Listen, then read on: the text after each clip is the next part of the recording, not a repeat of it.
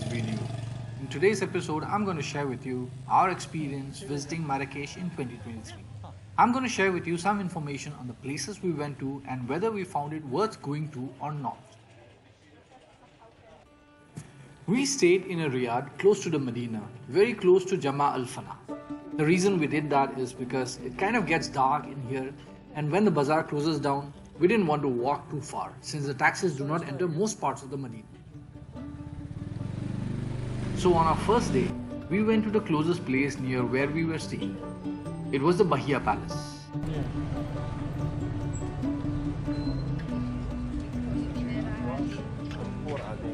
As you enter the palace gate, it takes about 2 minutes to walk to the ticketing counter.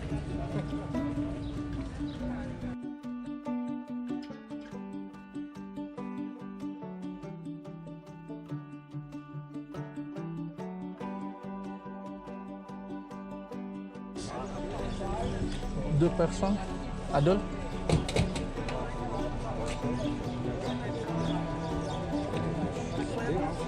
A little bit of French does come in handy in Marrakesh, and I wasn't shy about practicing my own, although I'm not quite good at it.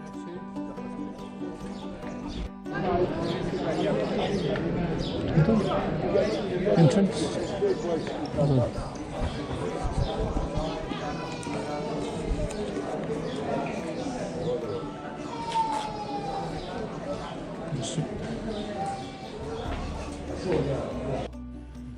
Built in the 19th century, the Bahia Palace is a breathtaking architectural marvel.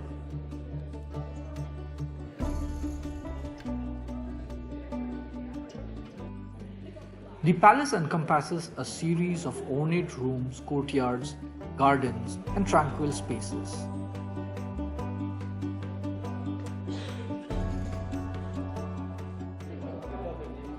The name Bahia means brilliance or beautiful in Arabic, and the palace lives up to its name through the stunning design that's present everywhere.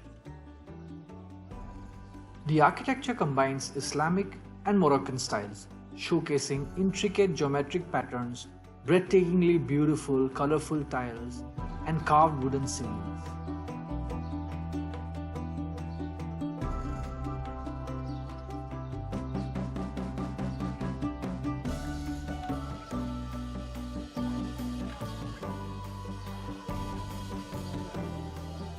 As you explore the palace further, you will come across the stunning Andalusian garden, adorned with orange trees, cypress trees, and fragrant flowers. It offers a peaceful retreat within the bustling city. The Bahia Palace stands not only as a historical site, but also as a testament to the artistry and cultural heritage of Morocco. Its ornate beauty, architectural finesse, and historical significance make it a must-visit destination for anyone exploring Marrakesh. After a few fruitful hours, we left the Bahia Palace for our next destination. We left the Bahia Palace and walked around half a kilometer towards the Badi Palace.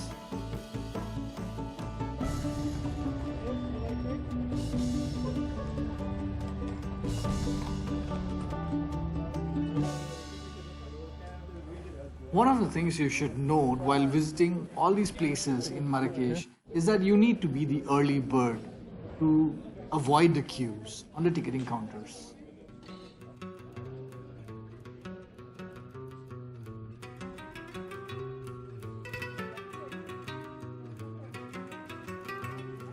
The Badi Palace was commissioned by Sultan Ahmad al-Mansur in the late 16th century. The Sultan intended this to be one of the most magnificent palaces of its time.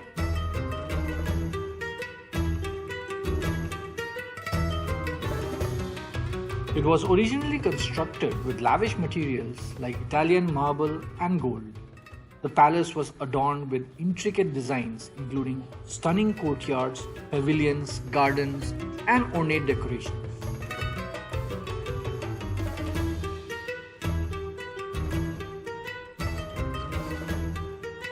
You can walk within the palace walls and immerse yourself in a bit of its history.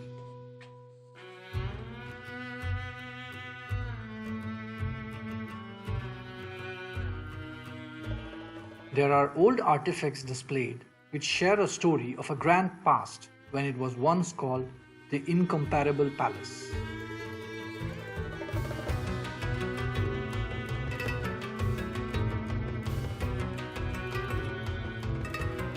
Unfortunately, all that remains of that past is the ruins.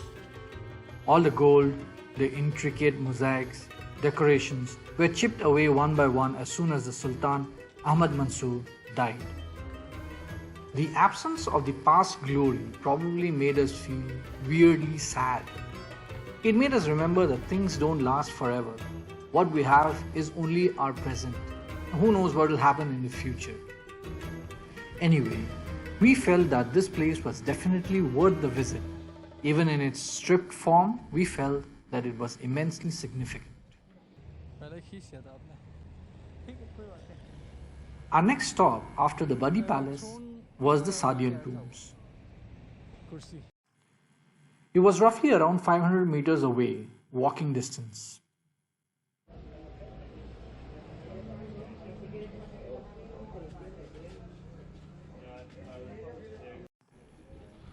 After you purchase a ticket here at the ticketing counter, you walk along a narrow pathway in between the walls. And then suddenly, voila, you are in the royal necropolis.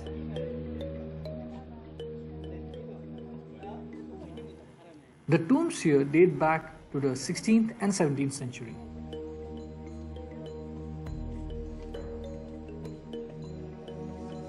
The tombs consist of three main mausoleums: the Hall of 12 columns, the Hall of 3 niches, and the Hall of Mihrab.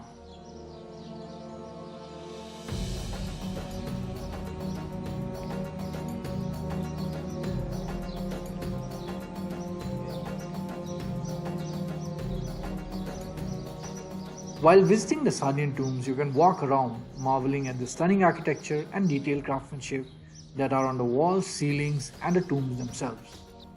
The intricately designed tiles, colorful mosaics, and carvings reflect the artistic flair of Moroccan artisans of that era.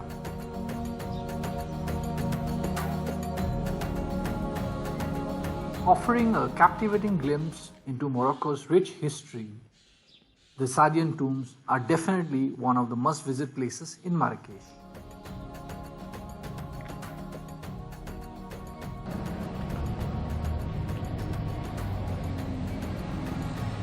After the Saadian Tombs, we had a rather long walk of around 1.5 kilometers towards Dar El Bacha.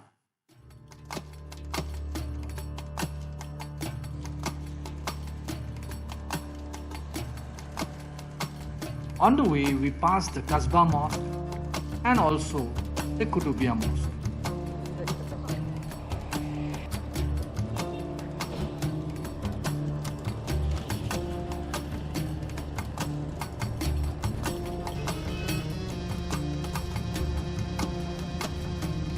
The mosque was in session and we weren't allowed to visit inside, so we just looked at it from the outside and walked by.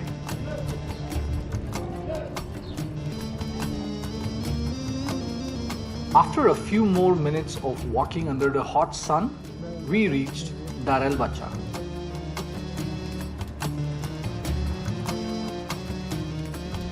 Dar El Bacha, also known as Palais de la Bahia, is a grand palace that was built in the 19th century. The name literally translates to House of the Pasha. The palace consists of a series of beautiful rooms, courtyards, gardens, and intricate architecture that showcase the traditional Moroccan craftsmanship. The palace serves as a museum that is open to public. It displays old artifacts including textiles, ceramics, furniture, and stuff like that talk about Moroccan history and craftsmanship. Dar El Bacha also has a very highly rated cafe, which normally is fully booked out. So if you're lucky, you might as well grab a coffee there. We had a lovely time walking around the garden, observing the beautiful tiles, the carved wooden ceilings, and the beautiful garden with the fountains. At the end of it, this is definitely another place that we'd recommend you visit in your visit to Marrakesh.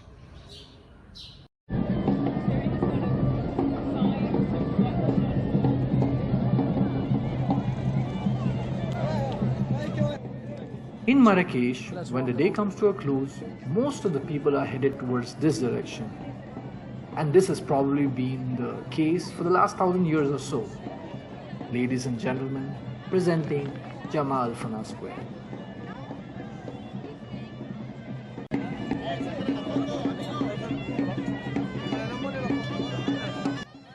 Snake charmers, dancing monkeys, magic tricks, dressed up mascots. You can see it all in this place which has held this tradition for hundreds of years. And if you get hungry or thirsty, there are plenty of food stalls and juice stations to stop at for refueling. But if you do that, be ready to get haggled a bit by the sales reps. Excuse me, brother. Don't touch, don't scare. I don't panic, he's organic. No, Just come look. finish. Full. True. Assalamu alaikum, brother. Walaikum assalam. You wanna eat? Finished. Maybe next time, inshallah. Inshallah. Thank you for coming back. Finished today. Thank you for not coming back. Next time. Where are you from? India. Zindabad. No. Ye mera India.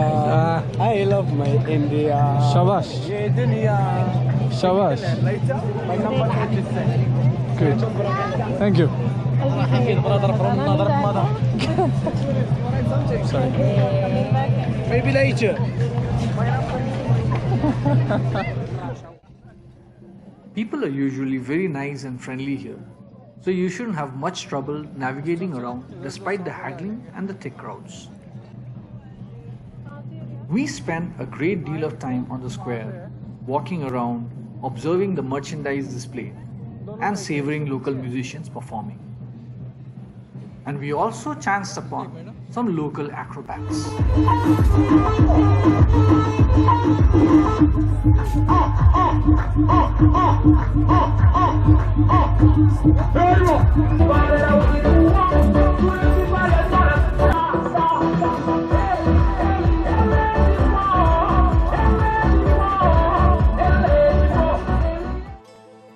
As the sun fell further down towards the horizon, we went up to one of the cafes on the terraces nearby to try and catch a glimpse of the golden hour hues during sunset. Be sure to reach the cafe early to get a good viewing spot because it gets filled up pretty fast. Having a nice mint tea while enjoying the sunset views from Jemaa El Fnaa is an experience you cannot miss during your visit to Marrakesh. And with that, a very memorable day one came to a close.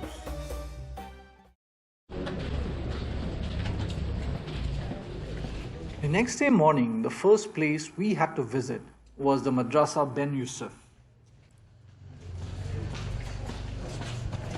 We had about 900 meters of walk from where we were staying.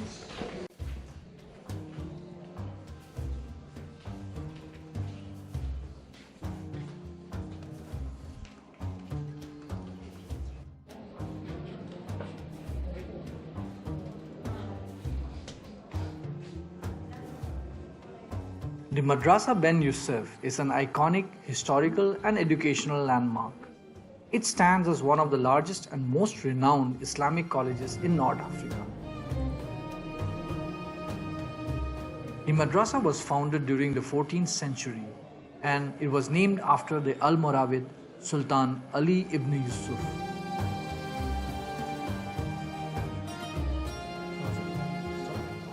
As soon as you enter the madrasa, you will come across the central courtyard. This central courtyard is a masterpiece of design. It has a large rectangular pool and beautiful tile work that is visible everywhere.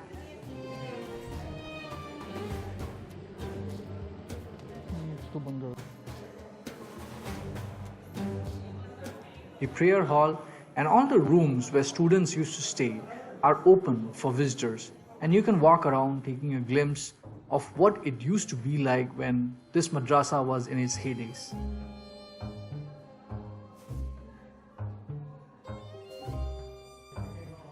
Although Madrassa Ben Youssef was not very high in our list of places to visit initially, after going there we realized that it's definitely not a place you can miss if you're visiting Marrakesh.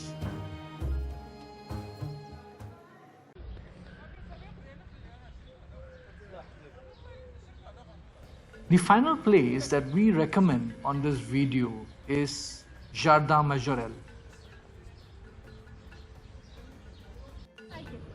This garden was created by Jemaa Majorelle in the 1920s and 30s. He was inspired by the vibrant colors of Marrakesh and created this botanical paradise over several years.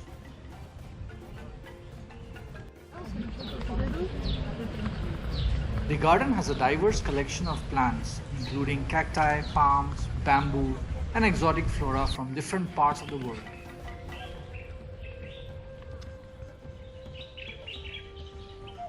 This property was purchased by fashion designer Yves Saint Laurent and his partner Pierre Berger in the 1980s. And they have done well to preserve its beauty and cultural significance.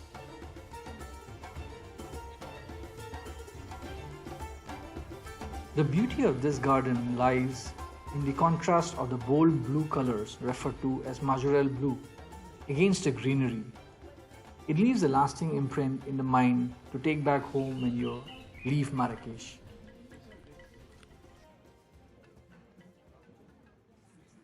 Apart from all these places, we also visited the Secret Garden, but we don't really recommend going there because, first of all, we feel it's a tourist trap. There's not much to see there and the ticket is kind of pricey. To make the matters worse, the staff also is kind of rude there. So we didn't have a good experience overall in this place.